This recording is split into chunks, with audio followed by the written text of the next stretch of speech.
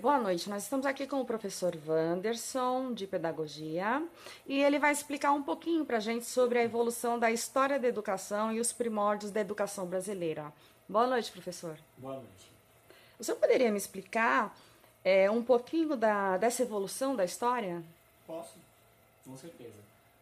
Assim, eu vou focar mais falar sobre aconteceu a partir de que foi criado leis específicas para falar sobre a educação no Brasil. Porque antes disso, tanto que o governo quis pegar esse poder de dar educação da igreja, que era feita pelos jesuítas e afins. Mas hoje eu vou focar mais para falar sobre as leis. Então quer dizer que antigamente a educação ela era restrita? Ela era restrita feita pela igreja, diretamente pela igreja, para quem basicamente eles quisessem. Entendi. Não tinha uma separação. Por exemplo, normalmente as meninas não participavam das escolas. Não participavam, Não professor? participavam das escolas, que elas eram mais, como é que eu posso dizer? Elas eram Discriminadas? Não, elas eram criadas para serem donas de casa, então elas não tinham que ter aprendizados. Certo. Então, com as leis que foram criadas, principalmente a partir de 1827, foi criada o ensino primário, que foi feito primeira lei foi que foi estabelecer escolas, né, classes para meninos e meninas. Foi Certo. considerada assim uma organização básica de ensino. Correto. Aí em 1834,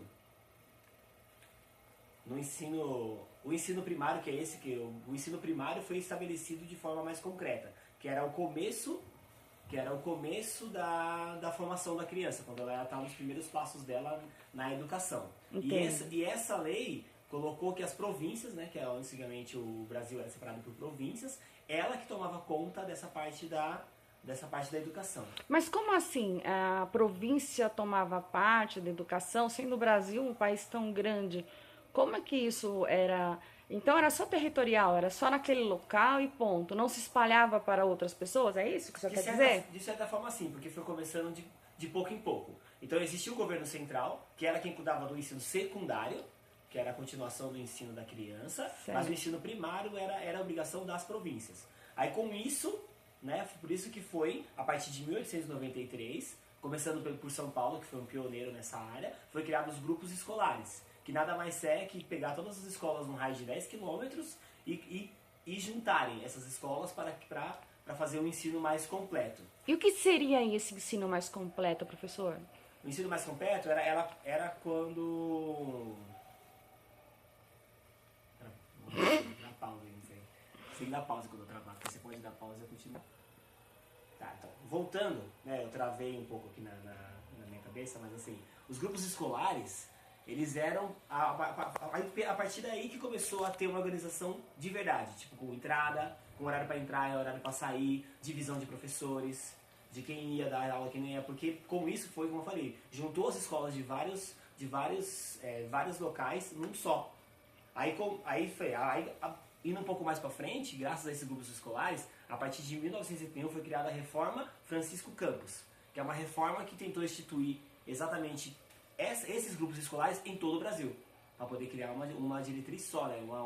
uma lei só para todo o Brasil. E qual foi a importância, professor, dessa reforma Francisco Campos? O que ela me remete na história? Porque como a gente estava conversando sobre isso, inclusive, o senhor chegou a falar sobre 1961, é isso, né, professor? Isso. Por assim, favor. Graças a essa reforma, graças a isso que aconteceu em 1931, que era colocar toda essa reforma, todos esses grupos escolares em todo o Brasil, em 1971, com a primeira LDB, que é a Lei de Diretrizes e Bases, que foi criada, todas as disciplinas foi disseminada. Foi tipo, o ginásio foi um termo que começou a ser usado de uma forma geral.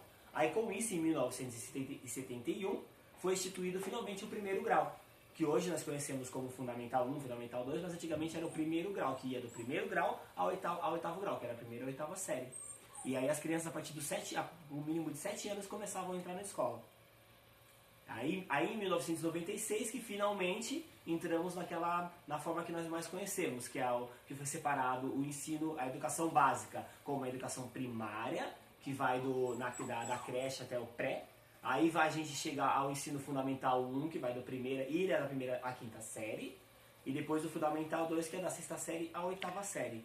Entendo. Assim, o meu questionamento em relação a isso, professor, é assim: antigamente, até o momento de hoje, que o senhor deixou bem claro, né, como é que são feitas as coisas, todo mundo tinha acesso à educação? Não, não. Como era feito isso, Somente professor? assim, antigamente, antes de ser criado todos esses tipos de leis, tirando o fato das crianças que eram, como eu posso Famílias dizer, abastadas seria, no caso? Pessoas de mais poder pessoas que, aquisitivo? então, são os conhecidos como os burgueses. Eles Sim, tinham acesso a toda a educação possível. E certo. os pessoas mais pobres não. Aí essas leis todas que eu fui citando foi exatamente para poder criar, para que todo mundo pudesse ter um ensino de qualidade, ou pelo menos um ensino básico, né? Entendo. Ou algo para poder começar. E o senhor hoje, como professor, vendo toda essa história, o percurso da história, a evolução, que recado que o senhor tem para passar para os futuros professores que estão aí, que talvez